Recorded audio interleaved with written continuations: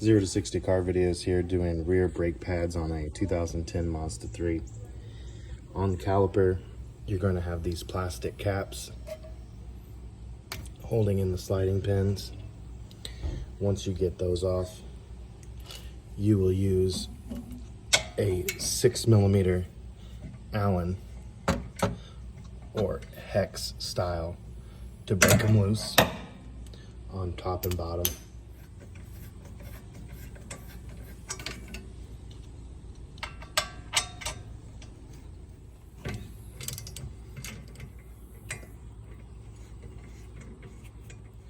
Once you have the sliding pins off, you can take a flat bar and get on this little spring in the front in order to pop it off.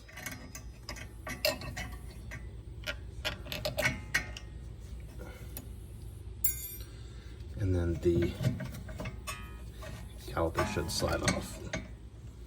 Once you have the caliper off, the brake pads just simply slide off.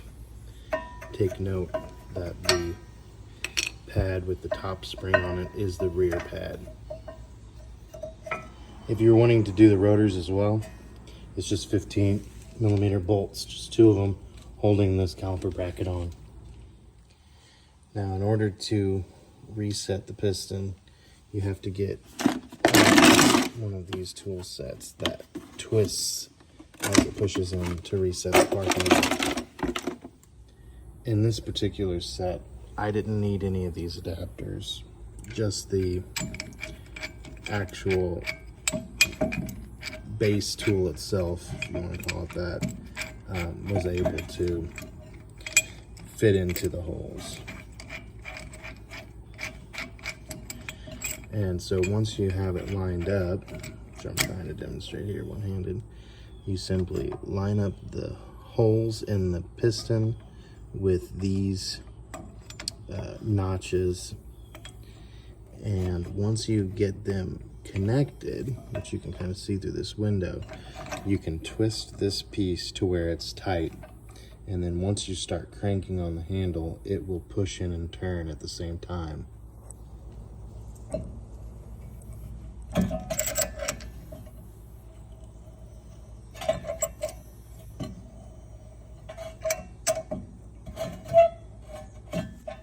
Once you have it all the way back, it won't twist anymore.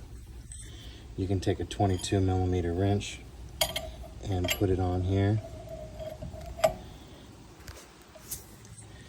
and twist backwards. It will let you loosen this up. Otherwise, it's really tight and it won't turn anymore with the handle because it's trying to turn in. Once you get this twisted back in, the tool will just come right off. Now that we have the pistons reset, I'm going to put a little bit of grease on the sliding pins, and we're going to push those back in.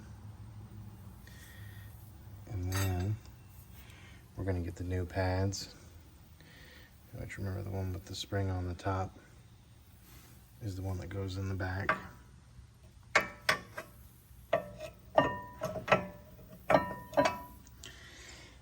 I usually put a little bit of lube right on these hinge pieces as well. Once you have the pads in place, you'll be able to slide the caliper right on and start threading these back in, these sliding pins back into the bracket. Once you have the pins back in, you just put these little dust caps back over the sliding pins, and then you grab the new spring with your new pads. And this is probably going to be difficult to do with one hand, but it's easiest to start on one side and then work your way down. Once you have the spring in, you can just put the tires back on and make sure you pump the brakes a few times.